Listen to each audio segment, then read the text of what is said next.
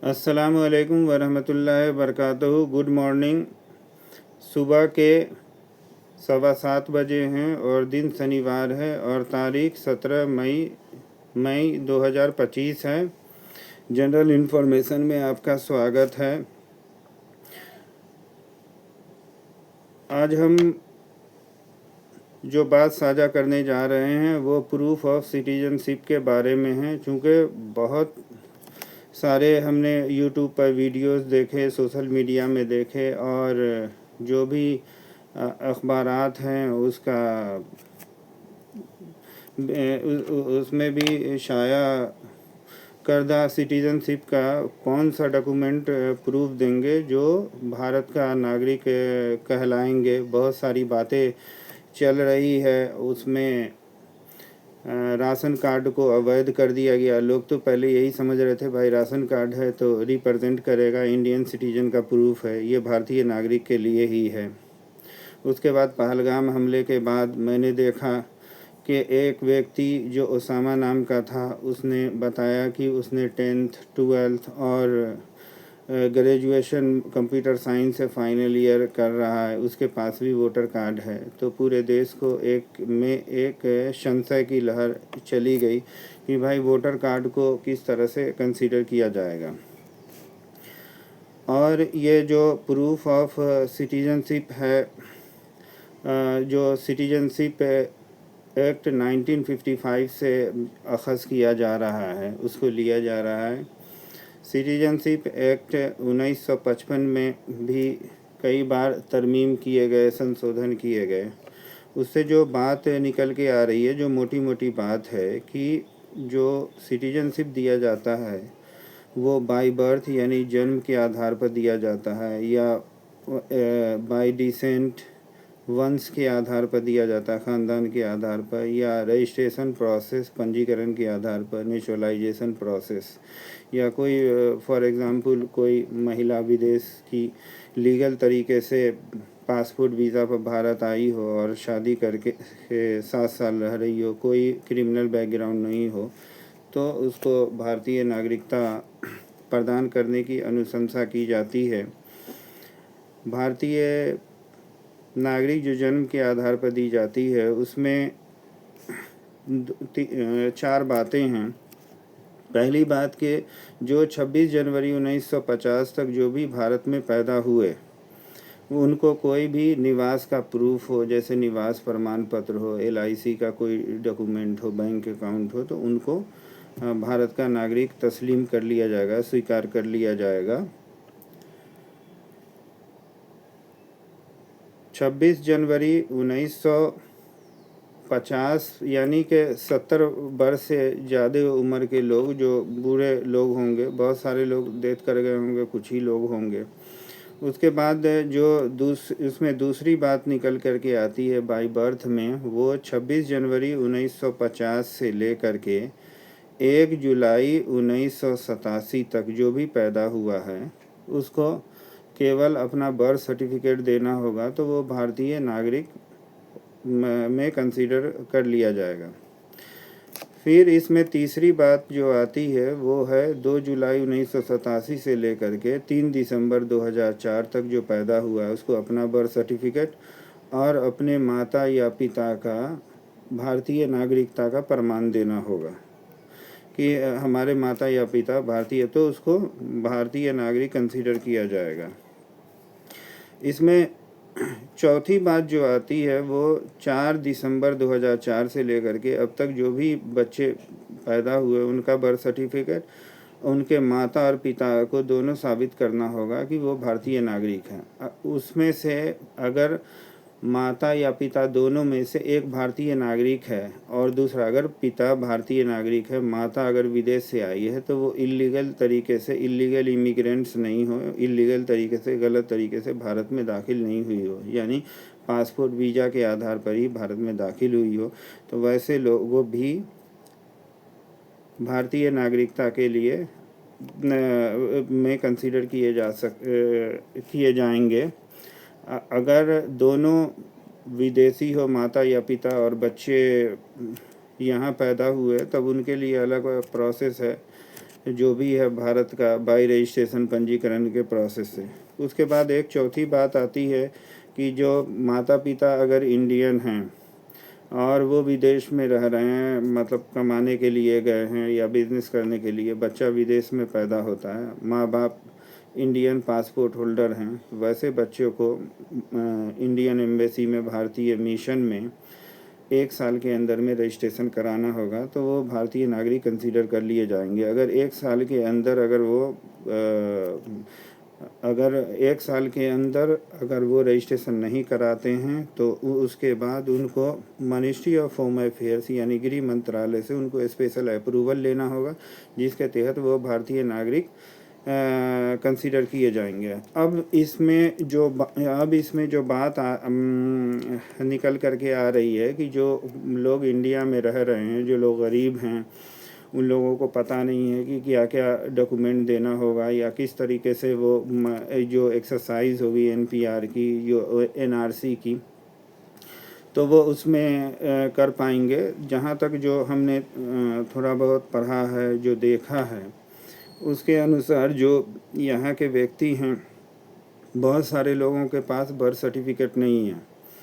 तो ये जो अक्टूबर 2023 से लेकर के सारे लोगों को बर्थ सर्टिफिकेट कंपलसरी किया गया है, जो अक्टूबर 2023 या उसके बाद जो भी पैदा हुए हैं।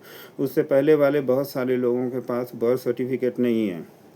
तो बर्थ सर्टिफिकेट जो एक ऐसा डॉक्यूमेंट है, प्राइमरी डॉक्यूमेंट है, जिसमें बहुत सारे डॉक्यूमेंट देने की ज़रूरत नहीं है। उन लोगों को देने की ज़रूरत नहीं है जो 26 जनवरी 1950 से लेकर के 1 जुलाई 1987 तक पैदा हुए। उनको सिंगल डॉक्यूमेंट प्रोड्यूस करेंगे तो वो भारतीय नागरिक कंसीडर किए जाएंगे। बाकी 1987 अगर 26 जनवरी 1950 से लेकर के 1 जुलाई 1987 तक अगर कोई पैदा हुए हैं, अगर उनके पास बर्थ सर्टिफिकेट नहीं है तो उनको कनेक्टिंग डॉक्यूमेंट देने की ज़रूरत पड़ेगी।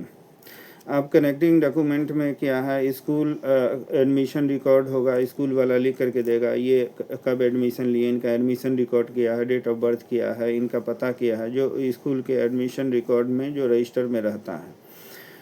फिर उनके पिताजी कहाँ पढ़े, अगर पिताजी नहीं पढ़े तो उनका सेल डीड पेपर, इस तरह से कनेक्टिंग डॉक्यूमेंट देने पर उनकी नागरिकता साबित की जाएगी। अब इसमें आ रहा है कि जैसे कि वोटर कार्ड है, अगर वोटर कार्ड मांगा जाएगा तो उसके बाप का मांगा जाएगा, उसके दादा का मांगा जाएगा, तो रिलेशनशिप एस्टेब्लिश करने में बहुत ज़्यादा परेशानी होगी। तो आसाम के अंदर भी आसाम एकॉर्ड के तहत एनआरसी हुआ था तो उसमें भी रिलेशनशिप एस्टेब्लिश करने में बहुत सारी परेशानी हो रही थी और बहुत सारे लोग नहीं कर पाए थे। खास करके हम देख रहे हैं कि हिंदी भाषी क्षेत्र है, बिहार है, झारखंड है, मध्य प्रदेश है, छत्तीसगढ़ है, राजस्थान है, ये सारे इलाकों में हिंदी में प्रमाण पत्र निर्गत किए जाते हैं यानी जारी किए जाते हैं। इसमें बहुत सारी जो है ना गलतियाँ होती है, जैसे शौकत को शकर लिख दिया, जमील को जमीम लिख दिया, तो इसमें बहुत सारी प्रॉब्लम हो सकती है। तो अब ये है कि भाई अगर बर्थ सर्टिफिकेट है, अगर माँ बाप का भी बर्थ सर्टिफिकेट है, तब तो कोई दिक्कत ही नहीं है। लेकिन सवाल ये है कि बर्थ सर्टिफिकेट लोग देहात में रहने वाले, ज़्यादातर जो इंडिया की आबादी देहातों में रहती है, देहात में रहने वाले कितने परसेंटेज लोग बर्थ सर्टिफिकेट बनाते हैं? वो तो घर में ही जनरली अभी तक ऐसा देखा जा रहा है कि घर में ही लोग पैदा हो जाते हैं, घर में ही उपचार हो जाता है। हॉस्पिटल तो बहुत कम लोग ही जा पाते हैं, अभी भी 50% लोग ही या 60% लोग ही जाते हैं। बाकी लोग तो देहातों में ऐसे ही बच्चे होते हैं नेचुरल तरीके से, और वो जो है सर्टिफिकेट भी नहीं बनवाते हैं। इसलिए नहीं बनवाते थे कि जब वो एडमिशन के लिए जाते थे तो कोई भी स्कूल वाला उनसे बर्थ सर्टिफिकेट मांगता ही नहीं था, ज़रूरत ही महसूस नहीं हुई। तो इसलिए जो है लोगों ने नहीं बनवाया। अब जो है ना ये बहुत बड़ी एक्सरसाइज जो है ना होने वाली है। अब कौन सिटीजन है, भारत सरकार कैसे तय करेगी? ये भी एक संशय की स्थिति है कि अगर किसी लोगों के पास मान लीजिए कि बर्थ सर्टिफिकेट नहीं है, पासपोर्ट है, राशन कार्ड है, राशन कार्ड को भी सुन रहे हैं कि उसको भी हटा दिया, वोटर कार्ड है। अब वोटर कार्ड जो बाहर का लोग है वो भी बनवा लिया है वोटर लिस्ट में थोड़े ही है। जो भी अलग अलग पॉलिटिकल पार्टी होती है, जब भी इलेक्शन का मौसम आता है तो उस दौरान जो है आधार कार्ड दे दीजिए, एड्रेस प्रूफ दे दीजिए, वोटर लिस्ट में नाम जो है ना जुड़ जाता है। वो कोई मुश्किल नहीं है, हर पार्टी अपना अपना वोट बैंक लेने के लिए ये करती है। तो क्या वोटर कार्ड की सरकार कैसे जांच करेगी? पासपोर्ट है, गांव का आदमी कह दिया पुलिस वाले को, खास करके नॉर्थ इंडिया में जो भी पुलिस वाले होते हैं वो घर पे इंक्वायरी, देहात क्षेत्र का जो भी थाना होता है, संबंधित थाना, उसमें पुलिस घर पे इंक्वायरी करने के लिए नहीं जाती है। जो आवेदक होता है उसको वो थाने में बुला लेती है, जबकि ये तरीका गलत है। और पुलिस जो है ना देख लेती है कि हाँ ठीक ठाक है, कोई केस रिकॉर्ड इनके विरुद्ध कोई केस पेंडिंग नहीं है, तो उस आधार पर कोई पुलिस वाले बिना पैसे के जो है उसका वेरिफिकेशन, पासपोर्ट वेरिफिकेशन कर देते हैं। और बहुत सारे पुलिस वाले थानेदार जो होते हैं वो घूस लेते हैं, रिश्वत लेते हैं, तो उनका जो है ना अप्रूवल कर देते हैं और उनका पासपोर्ट बन जाता है। अगर सरकार के पास ये आए कि पासपोर्ट बाप का देखा हो, तो कोई ज़रूरी नहीं कि बाप का या दादा का पासपोर्ट बना हो।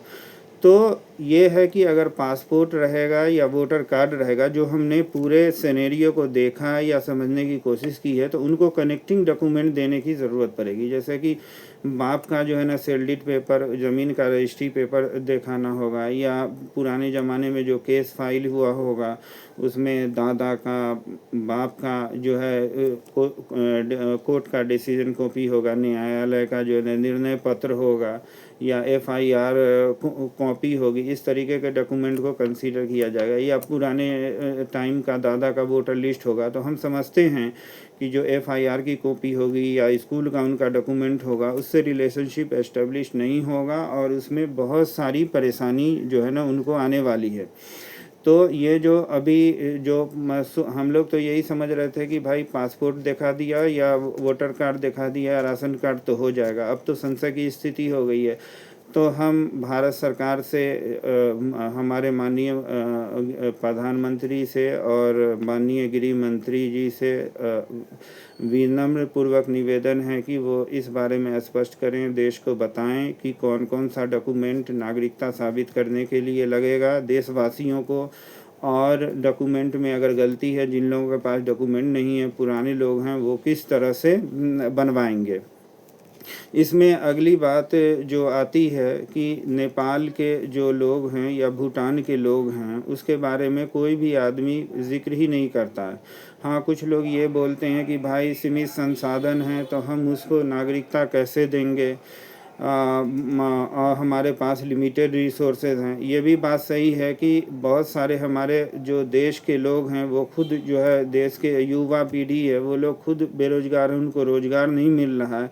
तो भीड़ तंत्र को लेकर के धर्म के नाम पर ये जो देना, ये नागरिकता देना, ये कहाँ तक सही बात है। विदेशों में जो नागरिकता दी जाती है वो स्किल्स के आधार पर दी जाती है कि वो बाहर का आदमी जो आ रहा है हमारे देश को क्या फ़ायदा दे रहा है, कितना रेवेन्यू जनरेट कर रहा है, क्या स्किल्स है उसके पास, उसके आधार पर दी जाती है। लेकिन भारत ही एक ऐसा देश है जिसने सिटीजनशिप अमेंडमेंट एक्ट बनाया और उसने धर्म के आधार पर नागरिकता देने की घोषणा की। वो पाकिस्तान को, बांग्लादेश को और अफ़गानिस्तान के आए हुए मुस्लिम छोड़ करके जितने भी धर्म के लोग हैं। लेकिन अगर ये अमित शाह जी जो भारतीय संसद है उसमें ये कहते हैं कि हमने वहाँ प्रताड़ना होता है पाकिस्तान में हिंदुओं के साथ या मुस्लिम छोड़ करके दूसरे धर्मों के साथ, इस आधार पर दे रहे हैं, तो ये सेकुलर स्टेट है, इसमें धर्म कहाँ से आ गया।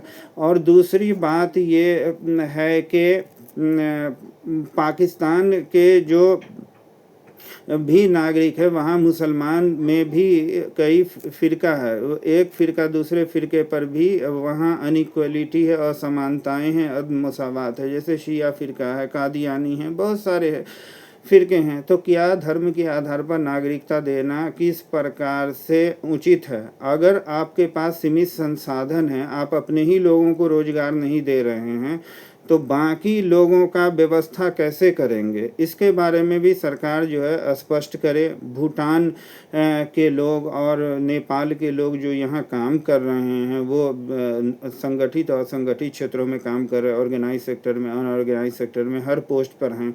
तो क्या उन लोगों को भारत का नागरिक देंगे, क्या उन लोगों की जांच होगी या नहीं होगी, इस पर स्पष्ट करें। क्योंकि जो लोग सीमित संसाधन की बात करते हैं वो लोग न नेपाल की जो लोग यहाँ रह रहे हैं, काम कर रहे हैं, यहाँ खा रहे हैं, उनके बारे में बात करते हैं, न ही भूटान के लोग जो यहाँ रह रहे हैं उनके बारे में बात करते हैं। तो क्या ये देश को किस प्रकार से आप लोग ले जाना चाह रहे हैं? क्या ये प्रतीत हो रहा है कि ये व्यवहारिक रूप से ये सेकुलर स्टेट है? क्योंकि पॉलिटिकल साइंस की भाषा में इंडिया एक स्टेट है। तो क्या ये इंडिया, ये जो इंडिया है ये वास्तव में प्रैक्टिकली सेकुलर कंट्री है? अगर सेकुलर कंट्री है तो सिटीजनशिप स्किल्स के आधार पर दिया जाना चाहिए, न कि धर्म के आधार पर। तो इन सब बातों को देखते हुए ये बात सामने आती है कि सिटीजनशिप अमेंडमेंट एक्ट जो लेटेस्ट बना है उसको फिर से पुनराविलोकन करके फिर से पार्लियामेंट में बिल बना करके उसको रेस किया जाए और फिर से उसमें जो है जो संशोधन किया जाए, और जो बिल जो हो उसमें देश की राय ली जाए और सारे यूनिवर्सिटीज़ में उसको सर्कुलेट किया जाए। जो रिसर्चर हैं, प्रोफेसर हैं या फिर जो पीजी के स्टूडेंट हैं उसको पढ़ें बिल को, फिर अपनी राय दें। अब ये देखा जाता है कि जैसे कि वक्फ अमेंडमेंट बिल आ गया या और भी बिल आ गया, देश में यस नो सिर्फ राय लिया जाता है। यस नो राय देने से नहीं होता, जब तक ये बिल को पढ़ेगा नहीं, उसमें के अंदर डिटेल किया है, तब तक बात समझ में नहीं आएगी, तब तक कोई भी कमेंट्स कैसे लिखेगा। जो आदमी, देश की बहुत सारी ऐसी आबादी है कि वो जो अगर बिल सामने में रहेगा तो एक दूसरे को बताएगा तो जागरूकता बढ़ेगी। एक बार इंटरनेट पर आ गया, यस नो कर दिया, मीडिया वाले ने दिखा दिया इतना परसेंटेज है, इतना है, तो वो एक सही व्यवस्था नहीं है। सही व्यवस्था है कि जो यूनिवर्सिटीज़ में रिसर्च स्कॉलर हैं उनसे भी राय ली जाए। तो भारतीय नागरिकता एक को साबित करने का जो प्रमाण है उसमें जो एक्सरसाइज है ये कोई आसान एक्सरसाइज नहीं है, कोई छोटी मोटी एक्सरसाइज नहीं है, बहुत बड़ी एक्सरसाइज है। अब ये हेमंत विश्व शर्मा बोलते हैं कि हम धक्का मार मार करके बाहर निकालेंगे बांग्लादेशियों को, या जो है और भी पॉलिटिकल लीडर बोलते हैं, तो बांग्लादेश तो ये कहेगा कि भाई सबूत दो। जो व्यक्ति को कह रहे हो कि बांग्लादेशी बता रहे हो तो साबित करना होगा, उसका बांग्लादेशी का पासपोर्ट होगा, बांग्लादेश का कोई राशन कार्ड होगा, अब वो भी रिकॉर्ड बांग्लादेश के अंदर में होना चाहिए। जहाँ तक मैंने उसका मंथन किया है उसके आधार पर मैं बोल रहा हूँ, तो बांग्लादेश तो साफ इनकार कर देगा। तो उन लोगों को क्या करेंगे? हाथ में आँख में पट्टी बांध देंगे, हाथ में रस्सी से बांध देंगे, उसको समुंदर में फेंक देंगे, या उसके लिए कोई व्यवस्था करेंगे। इसलिए हेमंत विश्व शर्मा साहब को भी इस पर स्पष्टीकरण देना चाहिए, क्योंकि वो बार बार बोल रहे हैं कि हम धक्का मार मार करके निकालेंगे। तो सबसे पहले तो ये तो साबित करें हेमंत विश्व शर्मा साहब के जो भी आसाम में लोग रह रहे हैं या और भी किसी क्षेत्र में रह रहे हैं, तो उसको साबित कैसे करेंगे कि ये बांग्लादेशी है? उसके पास थोड़ा डॉक्यूमेंट साबित होगा ना, सरकार के पास प्रूफ क्या आएगा? और ह्यूमन राइट्स कमीशन का क्या यहाँ पर वायलेशन करेंगे? और यहाँ जो देश में जो पढ़े लिखे लोग हैं उनसे भी राय लेना चाहिए कि ये जो धर्म के आधार पर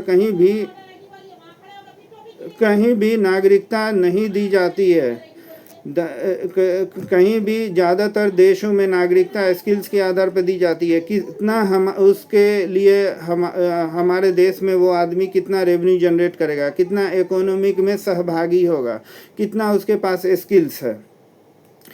तो संक्षेप में मेरा प्रधानमंत्री जी से और गृह मंत्री जी से ये निवेदन है कि देश को बताएं कि कौन कौन सा डॉक्यूमेंट नागरिकता साबित करने के लिए लगेगा, और वो अगर कोई किसी के पास डॉक्यूमेंट नहीं है तो उसको कैसे व्यवस्थित करे, किसी के नाम में गलती है तो उसको कैसे सुधार करे, और नेपाल के लोग और भूटान के लोग जो यहाँ काम कर रहे हैं उनके बारे में सरकार स्पष्ट करे, क्या उनकी जांच होगी या नहीं होगी, उनको किस प्रकार से नागरिकता देंगे। धन्यवाद। जय हिंद।